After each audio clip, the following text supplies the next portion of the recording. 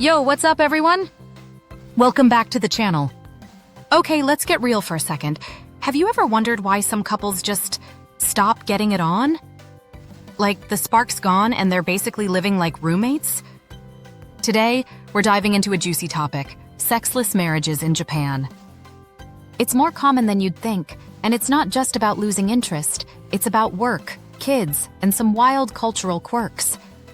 Stick around as we unpack why this happens and share some fun ways couples can reignite that fire. Oh, and if you've ever felt a relationship go cold, or know someone who has, drop a comment below. Let's chat about it. Hit that like button, subscribe, and let's jump in. Section 1. What's the deal with sexless marriages? Alright, first things first. What even is a sexless marriage? It's when a couple hasn't gotten intimate for like a month or more. In Japan, this is super common.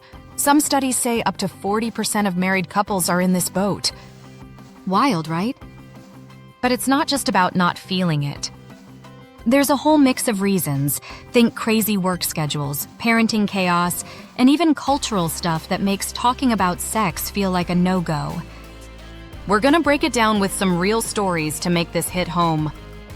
So, grab a snack, get comfy, and let's start with the biggest vibe killer, work stress. Who's ready to relate? Section 2. Work stress is a total romance buzzkill. Picture this. You're working insane hours, maybe stuck at the office until midnight. That's the reality for a lot of folks in Japan's intense work culture. Meet the Satos, a couple in their 30s from Tokyo. Mr. Sato's an IT guy who's basically married to his laptop, home late, exhausted, and just wants to crash. His wife, Mika, she's juggling her own job, housework, and chasing after their kid. By the time they're both free, romance is the last thing on their minds. Sound like you or someone you know? Drop a "yep, been there" in the comments. Work stress doesn't just zap your energy. It can mess with your mood and make intimacy feel like a distant memory. But don't worry, we've got tips coming up to fix this.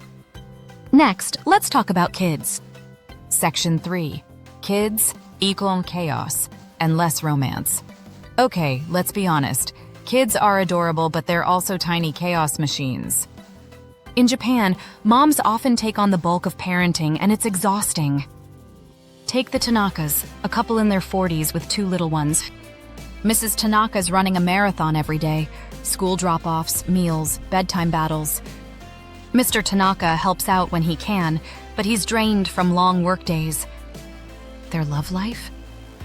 It's basically on life support. Ever seen a couple go from lovebirds to just co-parents? Tell me about it in the comments. The good news? Splitting up those parenting duties can free up some energy for romance. We'll share how in a bit, but first, let's get into something super relatable. Not talking enough. Section 4. When you stop talking, the spark fades. Here's the tea. If you're not talking, really talking, your relationship can start feeling like a group project gone wrong. Let's meet the Suzukis, married for a decade. Mr. Suzuki's always scrolling on his phone, and Mrs. Suzuki's busy with her hobbies or chores. They're not fighting, but they're not connecting either. And in Japan, talking about sex? It's like trying to bring up politics at a family dinner. Awkward. Mrs. Suzuki wants to talk about their dry spell, but doesn't know how to start. Ever been too shy to have a big relationship talk? Let me know in the comments. I'm curious. The fix is simple but powerful. Make time to chat, even if it's just over coffee. Let's wrap this up with some hope and hacks to bring the spark back. So why are so many Japanese couples hitting pause on intimacy? It's a combo of insane work stress, parenting overload, not talking enough, and cultural vibes that make sex a tough topic. Stories like the Satos and Tanakas show how real this is. But here's the fun part. Couples can turn things around. Try little things like date nights, splitting kid duties, or just talking openly, maybe over a pizza or a Netflix binge. If things are tricky, a counselor can help too. What's one way you'd keep the romance alive? Drop it in the comments, I'm all ears.